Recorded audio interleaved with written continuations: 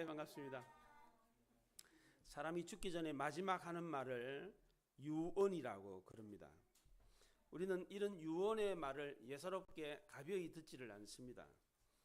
어떻게 하든지 간에 그 사람의 말을 지키려고 힘써 노력하는 것이 보통 상식입니다. 이렇게 평범한 사람이 마지막 눈을 감기 전에 했던 말도 이렇게 소중하게 여기고 그 말을 지키려고 노력을 하는데, 하물며 하나님의 아들이신 예수 그리스도께서 이 땅에 오셔서 마지막 남기신 말씀은 더더욱 중요하고 의미심장할 것입니다. 예수님은 하늘의 모든 영광을 다 버리고 이 땅에 오셔서 죄인된 우리를 위해서 십자가에 못 박혀 죽으시기 전날 밤 죽음을 앞두고 마지막 우리를 위해서 마지막 말씀을 남겨주셨습니다. 우리는 이 말씀을 결코 가볍게 여기서는 안 됩니다. 오늘은 예수님의 고난당하심을 기념하는 고난주일입니다. 예수님이 십자가 고난을 앞두고 마지막 남기신 하나님의 말씀이 무엇인지, 또 그 말씀이 무슨 의미가 있는지 되새겨 보기를 원합니다. 예수님은 거룩한 하늘의 영광 보좌를 버리시고 죄인된 우리를 구원하기 위해서 이 땅에 오셨습니다. 33년 동안 이 땅에 계시면서 온갖 질고와 고통을 다 당하시고 이제 내일이면 십자가에 못 박혀 죽게 되십니다. 예수님은 자신이 내일이면 끔찍하게 죽을 거다, 이 사실을 알고 계셨습니다. 그런데도 예수님은 조금도 두려워하지 않았습니다. 오히려 사랑하는 제자들과 성도들을 위해서 복을 부는 기도를 하셨습니다. 예수님의 마지막 설교가 요한복음 13장부터 17장까지 나오는데, 이것을 우리는 예수님의 다락방 설교, 다락방 강좌다, 그렇게 말을 합니다.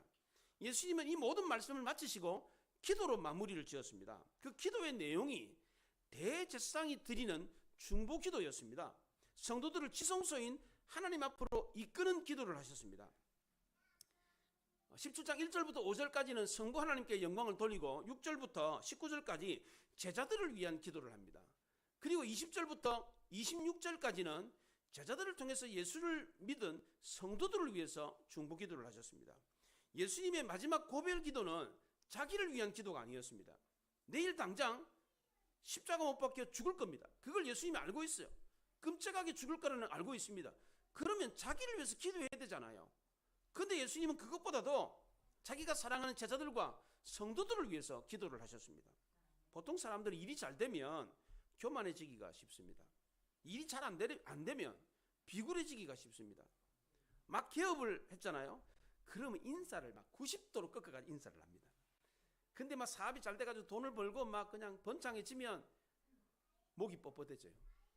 허리가 빳빳하게 오히려 뒤로 젖혀집니다. 이렇게. 이게 보통 사람들입니다.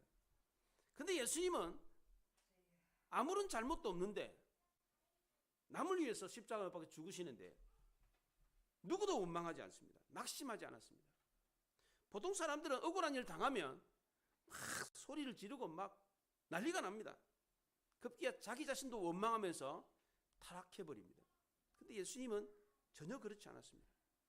아무런 잘못도 없이 남을 위해서 십자가에 못 박혀 죽으시는데도 낙심하고 좌절하지 않았습니다. 오히려 주변의 많은 사람들을 위로하고 그들을 위해서 중보하는 기도를 드리셨습니다.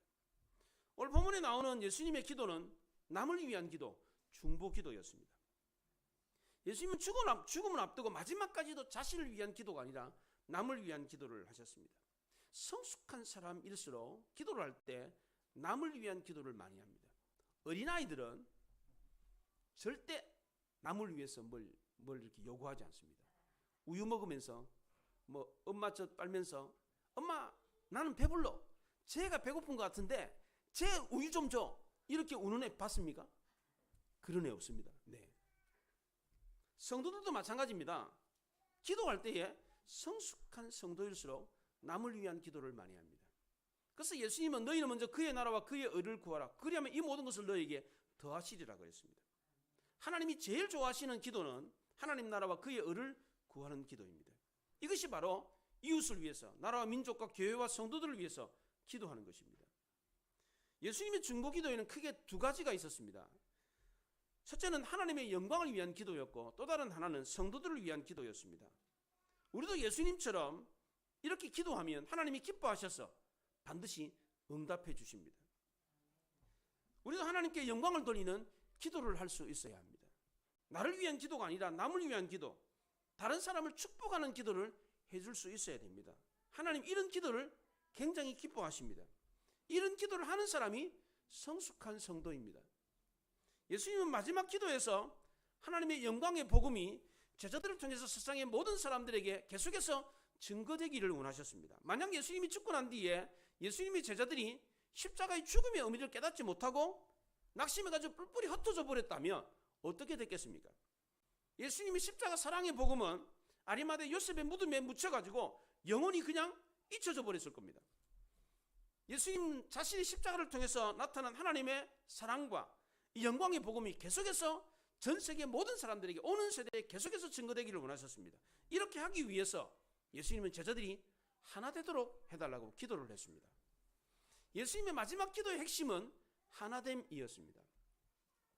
교회가 하나 되어 하나가 되는 연합하는 것, 이것은 생명과 직결되는 문제입니다. 단체와 조직에 있어서도 마찬가지입니다. 연합이 곧 생명입니다. 어떤 조직이나 공동체를 막론하고 하나 되지 못하고 이합집산이 되면 그냥 오합지졸이 돼버립니다. 끝까지 살아남을 수가 없어요. 나라가 망하는 걸 보면 서로 싸우고 이간질할 때 나라가 망했습니다. 고구려가 망할 때 영계소문의 아들들이 갈라져가지고 고구려가 망했어요. 강력한 나라였는데 어느 날 갑자기 망해버렸어요. 힘이 없어서 망한 게 아니에요. 이합집산이 돼버리니까, 분열이 되니까 그냥 망해버렸습니다. 징기스칸이 마지막 죽기 전에 아들들에게 화살 하나씩 주면서 꺾어보라 그랬어요. 뚝 꺾었어요. 다시 화살을 5개를 주면서 꺾어보라 그러니까 안 꺾이는 거예요. 이때 징기스칸이 아들들에게 그럽니다. 너희 형제들이 뿔뿔이 흩어지면 남의 손에 잡히게 될 것이다. 그러나 너희들이 일치 단계를 하게 되면 어느 누구도 너희들을 굴복시키지 못할 거다 라고 하는 유언을 남겼습니다. 근데 징기스칸의 아들들은 징기스칸이 죽고 난 뒤에 아버지의 말을 되새기지 못하고 서로 싸워가지고 흩어져 버렸습니다. 그 결과로 징기스칸이 말한 대로 몽고 제국은 하루아침에 망하고 말았습니다. 세계에서 가장 넓은 영토를 차지한 대제국을 건설했는데 아들들이 흩어져 버리는 바람에, 하나 되지 못하는 바람에 나라가 망해버렸습니다. 징기스칸은 서로 더 많이 가지려고 하는 욕심을 부리는 아들들에게 하나 될 것을 강조했습니다. 그러나 예수님은 제자들 일방적으로 하나 되라 이렇게 말씀하지 않으셨습니다. 제자들 스스로 하나 될 수 없다는 사실을 알았기 때문에 하나님께 하나 되게 해달라라고 중보기도를 하셨습니다. 9절부터 19절까지는 제자들을 위한 중보기도를 하셨고 20절부터 26절까지는 성도들을 위해서 중보기도를 하셨습니다. 먼저 예수님은 제자들을 위해서 기도할 때에 11절 하반절에 보면 우리와 같이 그들도 하나 되게 하옵소서. 13절 하반절에 그들로 내 기쁨을 그들 안에 충만하게 하옵소서. 15절 하반절에 다만하게 빠지지 않게 보존해 주옵소서. 17절 상반절에 그들을 진리로 거룩하게 하옵소서. 이렇게 제자들을 위해서 기도했습니다. 그리고 20절부터 26절까지 제자들을 통해서 예수를 믿게 된 성도들을 위해서 중보기도를 하셨는데 이 기도도 역시 마찬가지입니다. 21절에 아버지여, 아버지께서 내 안에 내가 아버지 안에 있는 것 같이 그들도 하나 되게 하여 주옵소서. 나를 보내신 것을 믿게 해 주옵소서. 24절에 내게 주신 나의 영광을 그들로 보게 해 주십시오. 이렇게 중보기도를 했습니다. 예수님의 중보기도의 핵심은 하나 되게 해달라는 겁니다. 징기스칸이 아들들에게 하나 되라라고 하는 유언을 했던 이유는 이 하나됨이 생명과 직결되는 문제라는 것을 알았기 때문입니다. 하나되면 살고 흩어지면 죽는다는 겁니다. 예수님이 떠나신 이후에 성도들도 역시 마찬가지였습니다. 하나되면 살고 흩어지면 죽는 것이었습니다. 만약 예수님의 제자들처럼 각기 자기 직업을 찾아가지고 각기 생업으로 돌아가 버렸더라면 어떻게 됐겠습니까? 마치 아무 일 없었다는 것처럼 전과 같이 자기의 생업으로 돌아가 버렸다면 예수님이 전했던 복음은 메아리 없는 외침이 되고 말았을 겁니다. 잠깐 반짝 인기를 얻었다가 잊혀져 버리는 유명 연예인들이 얼마나 많습니까? 그렇잖아요. 세월이 지나면 아무도 기억해주지 못하고 그냥 사라져버리는 연예인들, 그때는 막 반짝 막 사람들이 막 다 알고 막 그랬는데 시간이 지나면 뭐 이름도 몰라, 얼굴도 기억 못해. 이런 사람 많잖아요.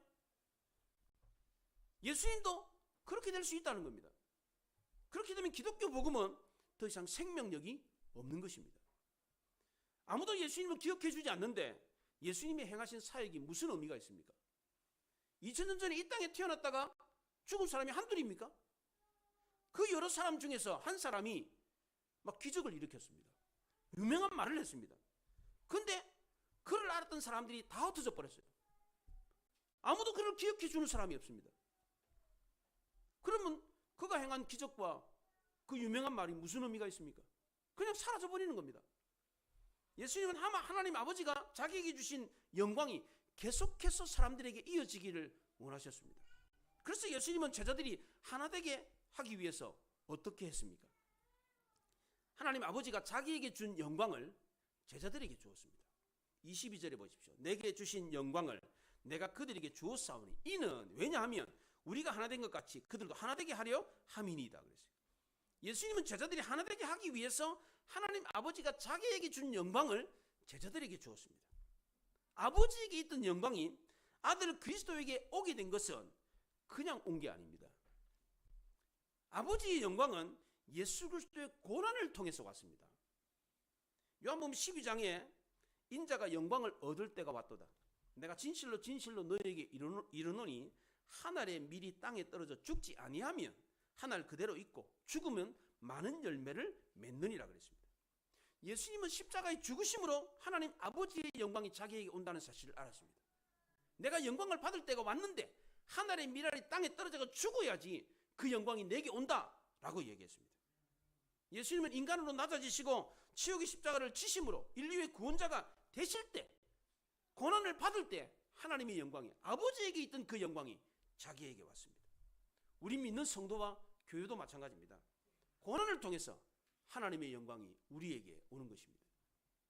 예수님의 고난과 십자가 죽으심이 영광이었던 것처럼 우리도 그리스도를 본받아 믿음의 선한 싸움을 싸우고 자기를 부인하고 십자가를 지고 자기를 버리고 낮아지는 이것이 바로 영광이라는 것입니다. 이 영광을 위해서 우리는 하나가 되어야 합니다. 이 영광은 하나됨의 통로를 통해서 우리에게까지 전해졌습니다. 본래 이 영광은 하나님 아버지의 것이었습니다. 이 영광이 예수님께 왔습니다. 예수님께 왔던 영광이 제자들에게 갔습니다. 제자들에게 갔던 영광이 또 다른 제자들에게 갔습니다. 그것이 지금 우리에게까지 오게 됐는데 이 오게 된 통로가 바로 하나됨이라는 겁니다. 하나됨. 아버지에게서 예수님에게 올 때 하나된 통로를 통해서 왔고 또 예수님께로부터 제자들에게 올 때도 하나됨이라고 하는 통로를 통해서 왔습니다. 그 영광이 또 우리에게까지 올 때 하나됨이라고 하는 통로를 통해서 지금 우리에게까지 온 것입니다. 아버지와 아들이 하나 되지 않으면 아버지의 영광이 아들에게 가지 않습니다. 아들이 아버지를 아버지로 인정하지 않고 아버지 역시도 아들을 아들로 인정하지 않으면 아버지의 영광이 아들에게 안 갑니다. 아무리 아버지가 뭐 명예와 권력이 있고 재산이 많아도 아들을 아들로 여기지 않으면 그게 안 갑니다. 안 줍니다. 그렇잖아요? 예수님은 아버지와 내가 하나인 것처럼 저들도 하나 되게 하옵소서 그랬습니다. 하나 되어야만이 자기가 가지고 있는 아버지로 받았던 영광이 그들에게 갈 수 있었기 때문입니다. 예수님은 마지막 십자가에 못 박혀 죽으시기 전날 밤 제자들에게 이 영광을 주고 싶었습니다. 자기가 영광을 받았어요. 하나님의 통로를 통해서 이 영광을 주고 싶은데 어떻게 줍니까? 하나가 돼야지 주지. 가장 큰 거, 가장 중요한 게 바로 영광이었습니다. 하나님의 영광, 자기가 받았거든요. 그 받은 영광을 제자들에게 주고 싶어. 어떻게 주는가? 하나 돼야지 주는 거예요. 하나 돼야지. 예수님과 제자들이 하나 되고 제자들과 제자들이 하나 되어야만이 그 영광이 이어져 가는 겁니다. 그래서 예수님의 마지막 기도는 하나됨이었습니다. 그럼 하나 된다는 게 뭡니까 이게? 그들도 하나 되게 하려는 것은 22절에 곧 23절에 보면 곧 이것은 곧 내가 그들 안에 있고 아버지께서 내 안에 계신 것이다. 그렇게 말을 했습니다. 하나 된다라는 것은 내가 그 안에 아버지가 내 안에 있다. 이겁니다. 이게 굉장히 어려운 말인데 어느 개그맨이 너 안에 나 있다 이런 얘기를 한 적이 있어요. 개그 콘서트에서 기억납니까? 기억 안 나요? 개그맨이 그런 얘기를 한 적이 있어요. 너 안에 나 있다 이러면서 이렇게 아주 막 얼굴 못생긴 개그맨이 이름은 제가 기억이 안 나는데 그런 말 한 적이 있어요.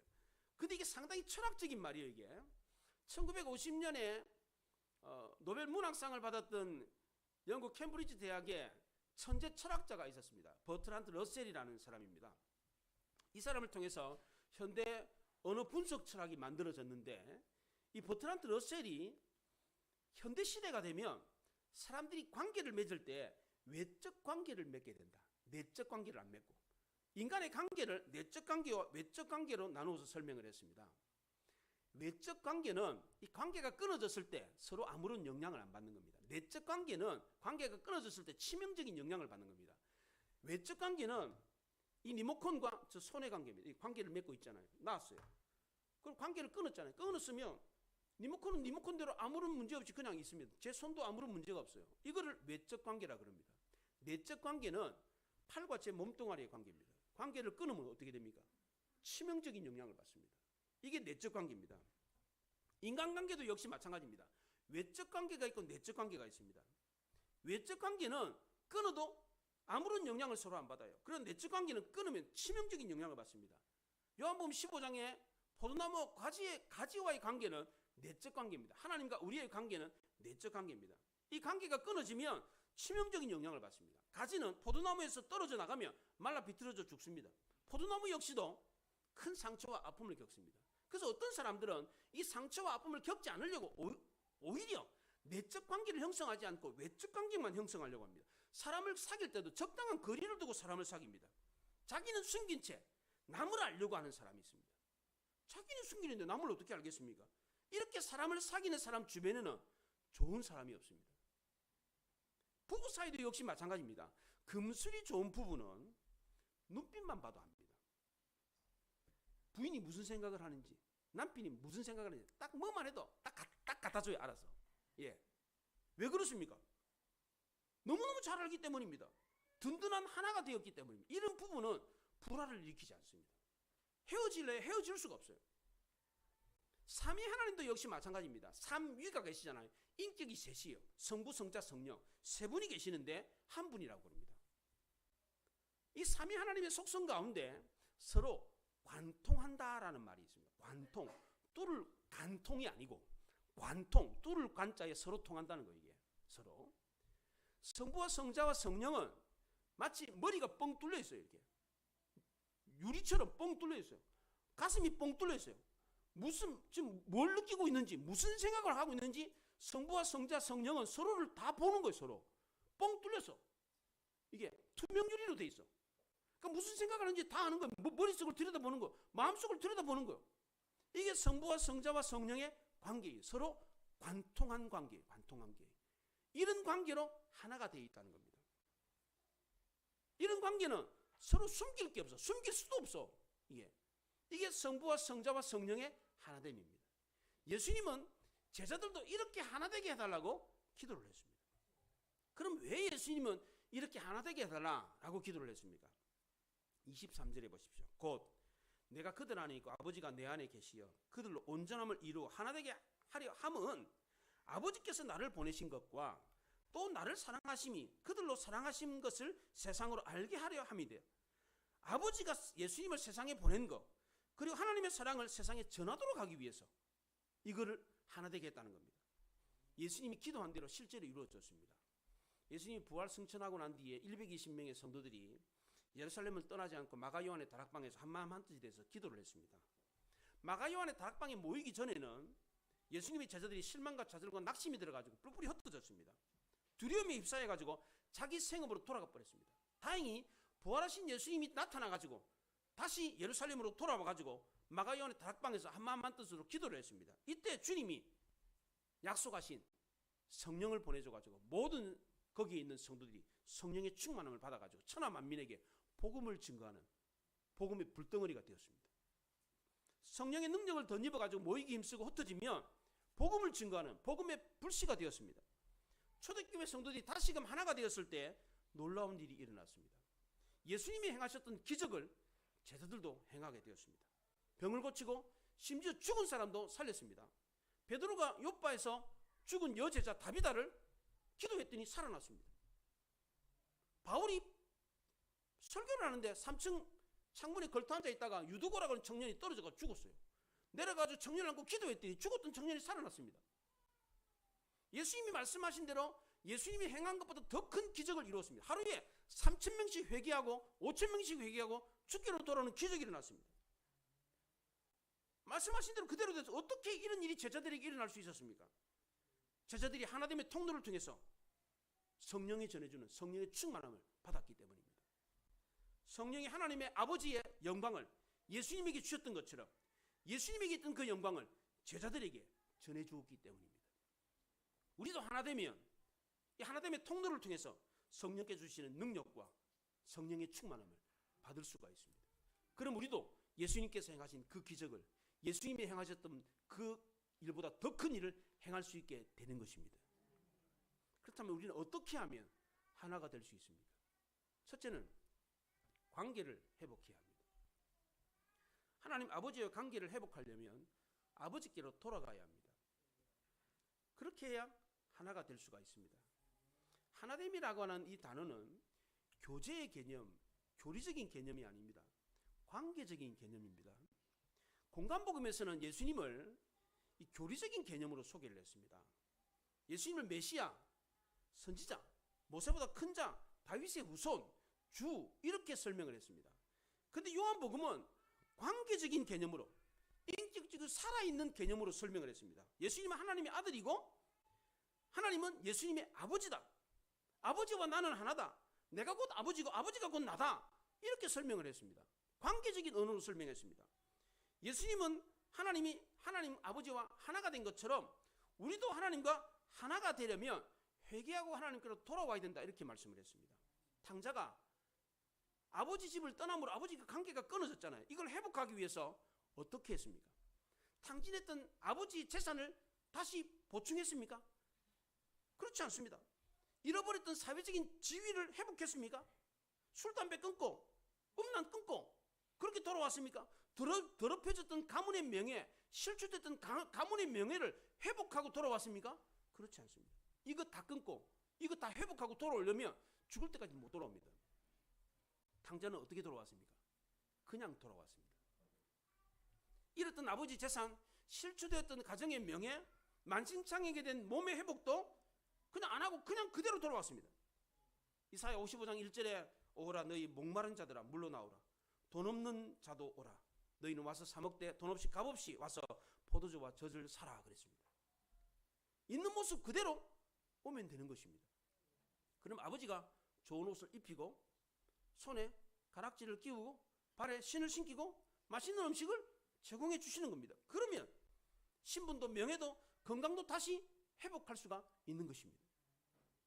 두 번째로 하나되게 계신 성령을 통해서 우리는 하나가 될 수가 있습니다. 성령은 하나되게 하는 영입니다.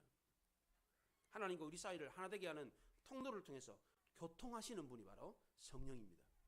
하나님과 하나님 사이, 성부와 성자와 성령의 사이는 하나됨을 통해서 교통을 하세요. 성령이. 우리도 마찬가지입니다. 성도와 성도 사이 교통하시는 하나님이라잖아요. 왔다 갔다 해요. 차가 가려면 길이 있어야 되잖아요. 성도와 성도 사이를 왔다 갔다 하셔. 어떻게? 하나됨이라는 통로를 통해서 왔다 갔다 하는 거예요. 하나됨이 있어야 돼요. 하나님의 영광이 우리에게 올라오면 하나가 돼야 돼요. 하나가 돼야 돼요. 이 하나되게 하시는 성령.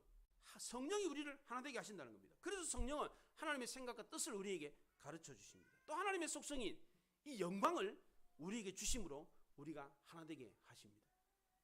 성령은 우리 삶 속에서 예수님의 삶 속에서 하나님의 영광을 나타내 보였습니다. 예수님이 병자를 고치고 죽은 사람도 살리고 죽음에서 부활하고 성천하도록 했던 이 모든 것은 다 성령께서 아버지의 영광을 예수님에게 주었기 때문입니다. 그 영광을 제자들에게도 나타내 보여주었습니다.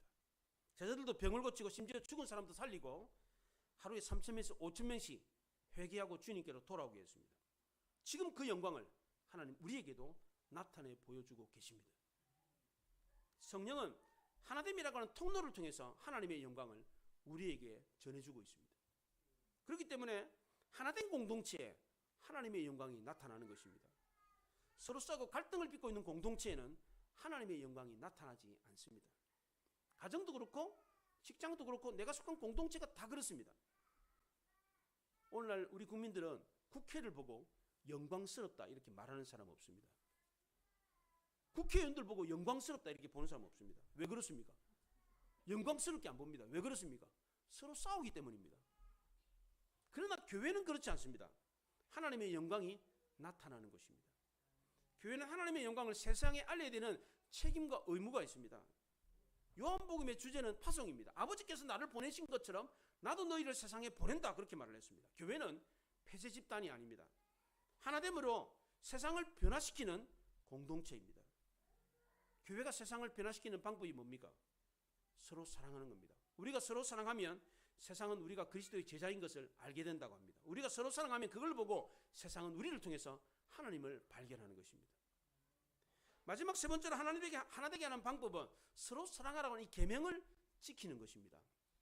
예수님이 하나님 아버지와 하나 되었던 방법은 사랑이었습니다. 삼위 하나님은 서로 사랑이라고 하는 이것으로 묶여져 있습니다. 서로 사랑하니까 붙어 있는 거예요. 삼위 하나님이 사랑으로 붙어 있어요. 그래서 요한은 하나님은 곧 사랑이시라 그렇게 말했습니다. 요한에서 4장 16절에 하나님 우리를 사랑하시는 사랑을 우리가 알고 믿었노니 하나님은 사랑이시라. 사랑 안에 있는 자는 하나님 안에 거하고 하나님도 그 안에 거하느니라. 사랑하는 자가 하나님 안에 거하고 하나님도 그 안에 거한다 그랬습니다. 성도가 사랑하면 하나가 될 수가 있는 것입니다.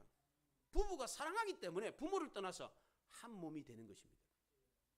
우리는 사랑함으로 하나가 되어야 합니다. 하나된 공동체에 부흥이 있습니다. 목사와 성도가 하나 되고 성도와 성도 간에 하나가 될 때 부흥의 역사가 일어납니다. 하나된 공동체에 평화가 있고 힘이 있습니다. 마귀는 어떡합니까? 자꾸만 이간질합니다. 나누려고 그럽니다. 나누면 서로 싸우게 돼 있어요. 그럼 평화가 없고 힘도 잃어버리는 겁니다. 하나님의 영광은 하나된 공동체에 나타나는 것입니다. 요한복음에는 교회라는 말이 나오질 않습니다. 그 이유는 교회라는 말을 요한은 하나된 공동체라고 표현했기 때문입니다. 교회를 그냥 교회다라고 말하지 않고 요한은 하나된 공동체다 그렇게 말을 했습니다. 이 하나된 공동체에 하나님의 영광이 나타났습니다. 하나된 공동체는 하나님과 하나 되고 예수님과 하나 되고 성도와 성도가 하나된 공동체입니다. 하나님은 먼저 예수님에게 영광을 나타내 보이실 때 예수님이 고난당하는 것을 통해서 그 영광을 나타내 보여주었습니다. 예수님이 가장 큰 영광을 받으실 때가 언제였습니까? 예수님께 가장 큰 영광이 언제 드러났습니까? 십자가에 죽으시고 부활하셨을 때였습니다. 예수님이 교회의 영광을 나타내실 때가 언제입니까? 어떤 교회에 가장 큰 하나님의 영광이 나타납니까? 예수님과 연합하여 하나 되어 예수님처럼 고난당하는 교회입니다. 요즘은 신앙생활을 편하게만 하려고 합니다. 코로나 영향 때문에 신앙생활을 그 어느 때보다도 쉽게 편하게만 하려고 합니다. 교회 와가지고 예배 드리는 거 귀찮게 생각합니다. 그렇잖아요? 교회 와서 봉사하는 것도 싫어합니다. 조용히 왔다가 조용히 있다가 말씀 듣고 그냥 가는 거 이걸 제일 좋아합니다. 이렇게 편하게만 신앙생활하는 성도에게 하나님의 영광이 얼마나 나타나겠습니까? 이에 비해서 교회 일찍 와가지고 안내 쓰고 청소하고 봉사하면서 예배드리는 성도에게는 하나님의 영광이 얼마나 더 크게 나타나겠습니까? 하나님의 영광은 고난당하는 예수 그리스도에게 나타났습니다. 하나님의 영광은 고난당하는 교회에 가장 크게 나타나는 것입니다. 그냥 편하게 있는 사람들에게 하나님의 영광이 나타나는 게 아니에요. 이게 우리는 하나님의 영광을 나타내는 도구입니다. 하나님은 우리를 통해서 영광 받기를 원하십니다. 그럼 우리는 어떻게 해야 돼요? 고난을 통해서 하나님의 영광을 드러낼 수가 있는 것입니다. 예수님도 고난 받으실 때 하나님의 영광이 가장 크게 덧입혀졌습니다. 우리도 고난 받을 때 우리에게 하나님의 영광이 더 크게 드러나는 것입니다. 그럼 우리는 고난 당할 때 이것을 두려워하면 안 됩니다. 주저하지 말아야 돼요. 교회 와가지고 봉사하고 섬기고 이렇게 하는 거, 귀찮게 좀 힘들게 예배드리는 거, 이거 싫어하면 안 돼요. 이게 편하게만 하려면 하나님의 영광이 드러나지 않습니다. 그 사람을 통해서 하나님이 얼마나 영광을 받으시겠어요. 물론 뭐 집에 들어누워 가지고 뭐 그냥 막 파자마 바람으로 예배 드려도 물론 하나님이 예배를 받으시지만, 그렇게 예배 드리는 사람하고 교회 나가지고 단정하게 봉사하고 섬김 일찍 와가지고 주보 나눠주고 막 일하고 막 청소도 하고 이렇게 하면서 순서를 맡아서 이렇게 막 예배 드리는 사람하고 어디에서 하나님이 더 크게 영광을 받으시겠습니까? 여러분이 하나님이라면 누구를 통해서 더 기쁨을 얻겠습니까?